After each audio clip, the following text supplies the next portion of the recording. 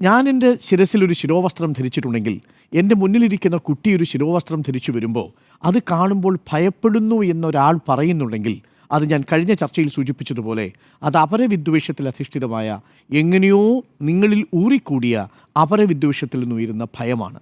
അതൊരിക്കലും ഒരു പുരോഗമന സമൂഹത്തിനല്ല, മനുഷ്യൻ എന്ന് പറയുന്ന സങ്കല്പത്തിന് ചേരുന്നതേ അല്ല എന്നുള്ളതാണ്. നമ്മൾ പരസ്പരം സ്നേഹിച്ചു മുന്നോട്ട് പോയിക്കൊണ്ടിരിക്കുന്ന ആളുകളല്ലേ.